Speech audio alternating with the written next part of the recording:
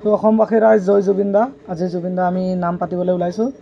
তো দেখাম এইপিনে চাওক গোটেই ৰাতি আমি কষ্ট কৰি আৰু পেণ্ডেল লগা হৈছে আৰু এইপিনে ভকতকেইটাও আহিলে এতিয়া ধূপ জ্বলাইছে চাকি বন্তি। জুবিন দাৰ ফটোৰ আগত চাউল পাৰা ভকতকেইটা জ্বলাই আছে আৰু বহুত মানুহ আহিছে। আমাৰ চকিডিং বাকী ৰাইজ আছে, ড্ৰাইভাৰকেইটা আছে, এইপিনে চাউল পাৰে আমাৰ জুবিন দাৰ কিমান মানুহ আহিছে। আমি সৰু মৰুকৈ পাতিছোঁ আৰু জুবিন দাৰ নাম এটা তিনিআলিৰ ওচৰত আমাৰ মিডিয়াও আহিছে, মানে বহুত মানুহ আহিছে আৰু তো আমাৰ এতিয়া ভকতে জুবিন দাৰ আগত ধূপ ধূনা চাইছে, চকু পানী ৰোৱা নাই। আৰু কি ক'ম আৰু আমাৰ মাজত এতিয়া জুবিন দা নাই, সেইটো কাৰণে আমি যিমান পাৰিছোঁ কৰি দিওঁ আৰু আজি সেয়া চাব পাৰে যিমান মানুহ আহিছে। আমাৰ চকিডিং বাকী ৰাইজেও বহুত ৰৈ আছে আৰু এতিয়া আমাৰ জনজিৎ দাই চাকি ধূপ জ্বলাইছে জুবিন দাৰ ফটোৰ আগত। আমি এইটোৱে কামনা কৰোঁ যে জুবিন দা ভালে থাকক আৰু য'তে আছে। আমাৰ এতিয়া গাঁওবুঢ়া দা আগত ধূপ চাকি জ্বলাব আৰু কি ক'ম আৰু বহুত দুখৰ কথা হয় আমাৰ। আৰু তো এটাই কথা ক'ব বিচাৰিছোঁ যে আমাৰ ইয়াত যেনেকুৱা আমি জুবিন দাৰ নাম পাতিলোঁ আৰু আমি জুবিন দাৰ বাৰ্থডেও পাতিম। তো ভিডিঅ'টো চবেই শ্বেয়াৰ কৰিব, লাইক কৰিব আৰু কমেণ্টছ কৰিব আৰু যে জুবিন দাই ইমান কষ্ট কৰি আমি পাতিছোঁ চবেই ৰাইজ মিলি আৰু আমাৰ মেজিকৰ যিমান সদস্য আছে, যিমান ড্ৰাইভাৰকেইটা আছে, গোটেইকেইটা মিলি আমি আৰু এইটো আয়োজন কৰিছোঁ আৰু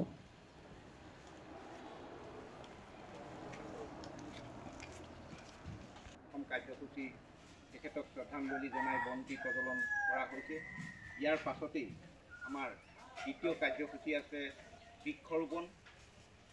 যিহেতু আমি এই শিল্পীজনৰ আমি গানতেই তেখেতৰ মুখেৰে আমি শুনিবলৈ পাইছিলোঁ, য'ত বোলে নাহৰ থাকে ত'ত বোলে তেখেত থাকিব, তেখেতৰ আত্মা বিৰাজমান হ'ব। গতিকে সেই নাহৰ পুলি লৈ পেলাই আমি গোটেই পুলি ৰোপণ কৰিম বুলি ভাবিছোঁ। গতিকে ইয়াৰ পাছৰ কাৰ্যসূচী আমাৰ এই বৃক্ষৰোপণ কৰিবৰ বাবে আমাৰ বিপুল ভাগৱতী ইতিমধ্যে আমাৰ মাজত উপস্থিত আছে। তেখেতকো ইয়াৰ পাছৰ কাৰ্যসূচী চলাই যাবৰ বাবে অনুৰোধ জনাইছোঁ। তাৰ আগতে আমি আমাৰ এই আজি অনুষ্ঠানটো আছে যেনেকৈ শংকৰদেৱে বৰ অসম গঢ়িছিল, তাৰ পিছৰ পৰ্যায়ত ৰাজনৈতিক কাৰণতেই হওক, বিভিন্ন অন্য কাৰণতেই হওক আমাৰ 7টা ভাগত বিভক্ত হ'ল। তথাপিতো আমাৰ অসম নামৰ যিখন জেগা আছিল, এই অসমখন তেওঁ কোনো জাতি, ধৰ্ম, বৰ্ণ নিৰ্বিশেষে একতাৰে ৰাখিবৰ কাৰণে অপ্ৰাণ চেষ্টা কৰা ব্যক্তিজন আৰু সকলো ইয়াৰ মাজত সোমাই পৰা প্ৰতিজনৰ আত্মাৰ লগত বিৰাজ কৰিব পৰা ব্যক্তিজনেই হ'ল এই জুবিন গাৰ্গ। তেওঁৰ মৃত্যুক আমি কৈছোঁহে, তেওঁ কাৰ্যৰ মানিনেই আছিলে বুলি ভাবিছোঁ আৰু তেওঁ কৰণীয়খিনি কৰি আমাৰ পৰা আঁতৰি গ'ল। তেওঁ আমাৰ পৰা যদিও আঁতৰি গৈছে, তেওঁৰ আমাৰ লগত সদায় জীয়াই থাকিব আৰু তেওঁৰ যিখিনি অনুপ্ৰেৰণা, আমাক যিখিনি আদৰ্শ বা দৰ্শন দি থৈ গৈছে। নাহৰ পুলি ভকতে এটা ৰোৱা হৈছে চাউল পাৰে, জুবিন দাৰ নামতে নাহৰ পুলি আমি 5-6টামান আনি থৈছোঁ। এইটো ভকতে এটা ৰুব আৰু তো এইটো নাহৰ পুলি হয়। চাউল পাৰে জুবিন দাই কৈছিলে যে নাহৰ পুলি, তাৰ গানটো শুনিছে চাগে, নাহৰৰ পাতে পাতে, সেইটো কাৰণে আমি এটা নাহৰ পুলি ৰুইছোঁ আৰু জুবিন দাৰ নামত।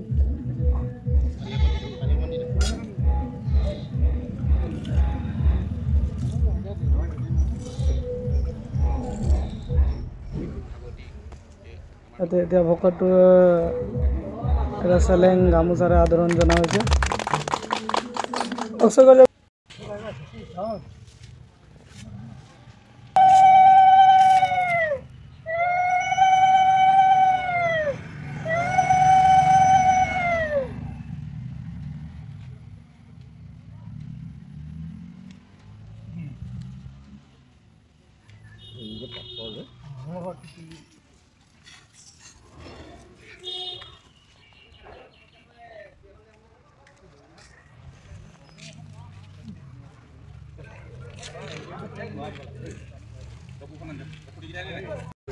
প্ৰিয় পাত্ৰ আছিল তেখেতৰ মৃত্যুত আমাৰ অসমৰ লগতে গোটেই ভাৰতৰ উপৰিও বিভিন্ন ৰাষ্ট্ৰত তেখেতৰ অনুৰাগীসকলে এই মহান শিল্পীজনৰ বিয়োগত মৰ্মাহত হৈছে।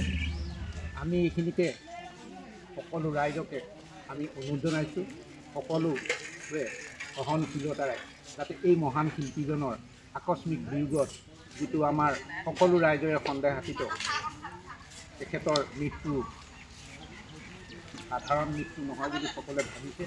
গতিকে আমিও সেইকাৰণে আমাৰ সকলো আমাৰ এই প্ৰকৃতি স্থানীয় তিনিআলিৰ ৰাইজ আৰু লগতে আমাৰ এই দোকানী সন্থা তথা নিয়োজিত সন্থা আৰু ব্যৱসায়ী সন্থা সকলো মিলি আমাৰ আজি এই মহান শিল্পীজনৰ স্মৃতিত আমি সকলোৱে আজি আদ্যশ্ৰাদ্ধ হিচাপে এভাগ আয়োজন কৰা হৈছে। তাৰ লগতে সেই মহান শিল্পীজনৰ স্মৃতিত আমি মাল্য প্ৰদান কৰাৰ উপৰিও তেখেতৰ স্মৃতিত এই শিল্পীজনৰ মহান বক্তব্যতে আমি শুনিবলৈ পাইছোঁ, য'ত বোলে নাহৰ থাকিব ত'ত আমাৰ জুবিনদাৰ আত্মাই বসতি ল'ব আৰু তেখেত তাতেই বিৰাজমান হ'ব। সেয়েহে আজি আমি এই অনুষ্ঠানটিত আমি বৃক্ষৰোপণ হিচাপে নাহৰ পুলি ইতিমধ্যে আমাৰ নামাচাৰ্যৰ উপৰিও আমাৰ স্থানীয় বয়োবৃদ্ধ